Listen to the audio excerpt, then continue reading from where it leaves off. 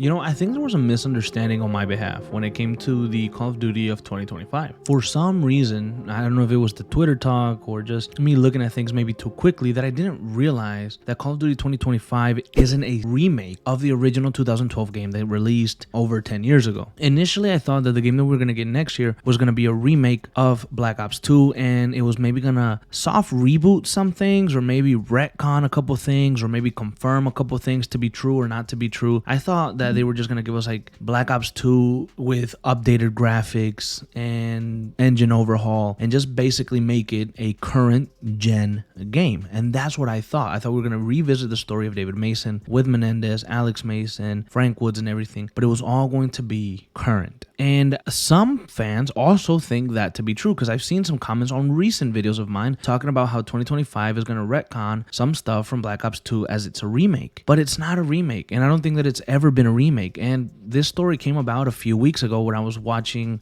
some news on Twitter, and I stumbled upon an IGN post, which then led me to the original exclusive story written by Tom Henderson from Insider Gaming. Now, on December 19, 2023, he came out with a story called Call of Duty 2025 is a semi-futuristic Black Ops 2 sequel. And I don't know how I missed that the first time around. Apparently, in his story, he talks about multiple sources that say that Call of Duty 2025 is set to take players back to the future. But instead of it being in 2025, because we're basically in the future now, it's going to be pushed 5 years into the future to 2030. So it's going to take place 5 years after the original Black Ops 2 game. And it's going to be following David Mason and the team as they tackle a new villain after the death of Raul Menendez. Now, I find this story absolutely fascinating. IGN would come out with a more recent article about a month ago on October 18, 2024, written by Wesley Yin Poole, where he talks about the sequel being set in the early 2030s. And what I found interesting about these articles and this confirmation is that we're actually getting a continuation of David Mason's story and the Navy SEALs and everything else that he was in back in 2025 with Black Ops 2. And I think it's a long time coming, because I think that obviously Black Ops 2 is one of the best selling Call of Duties ever. It is also one of the most beloved Call of Duty ever. And for many people, it's the best Call of Duty ever. And it just has to do with the rich, powerful story with a great, powerful villain. And I personally think it also has to do a lot with David Section Mason, a badass Navy SEAL lieutenant commander.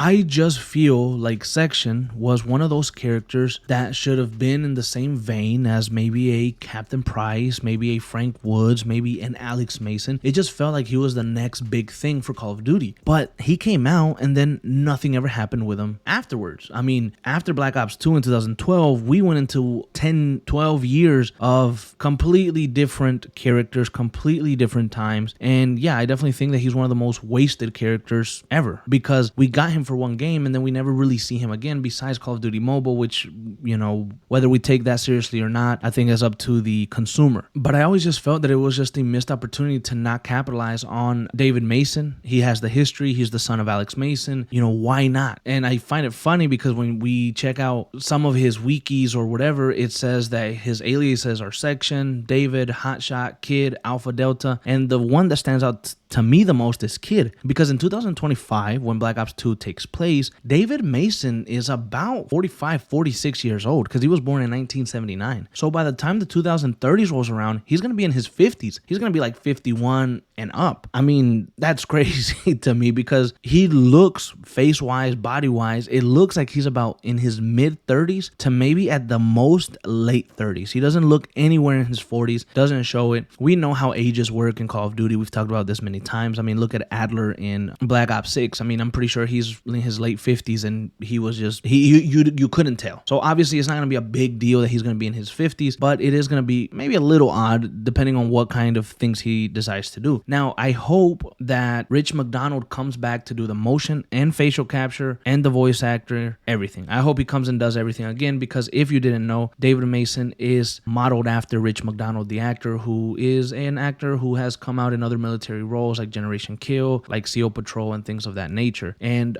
He played David Mason just awesomely, I thought, and the face matches. So I really hope that they can get him back, because if they can't get him back, then more than likely we're gonna get a David Mason that doesn't necessarily look like Rich McDonald, because obviously if they don't have the contract there, they won't be able to use his face or anything like that. So I'm really hoping that we're able to get Rich McDonald back. Now, one of the things that I find a little bit harder is his best friend, Harper. Now, is Harper going to come back in the sequel as well? I don't know. Now, the guy who plays Harper is obviously Michael Rooker, and that's a pretty big actor. You know, that's a pretty big, dedicated, historic actor. And is Call of Duty going to pay to get him back? Is he even going to want to come back? Is he going to come back and do the motion capture and the facial captures again for Harper? Or are they just going to go with a scenario where Harper died or something like that? Or is Harper not going to come back? I would like to see the whole team of Call of Duty Black Ops 2 from the future return. I want to see David Mason. I want to see Harper. I want to see everyone that survived return for the sequel. And, you know, I want it to feel like an actual true sequel. So it's going to be very interesting. And there's potential that we might even see a little crossover with some of the characters from Modern Warfare, because in Modern Warfare we're also pushing around that same timeline. There might be a little something there. We've never seen that happen before, I don't think, but I mean, it could be a possibility. Something else that I would like to point out is that Black Ops 2 had the future and the past sections. Are they going to attempt something like that again? You know, I kind of hope that they don't. I kind of hope that they just go into the future and concentrate on that, because if they decide to do a multiple timeline thing, then what are we going to have for the earlier part of the game, and how is it going to make sense, right? Is Marshall and Adler and Jane Harrow going to come back for like a part of the game that takes place in the late 90s, early 2000s, and then David Mason and the team is going to be tackling stuff that's happening in 2030s? I don't think that would work. I wouldn't want to see that. I want them to just stick to David Mason, concentrate on him, and make it a nice, cool, more engaging linear story that concentrates on him and a new villain. You know, that's what I would like to see. But really, the point of this video was to talk about next year's Call of Duty, which obviously is going to be Black Ops, and confirm and clear the air that it's not a remake of the original 2012 Black Ops 2, but it is actually a sequel to it set in 2030.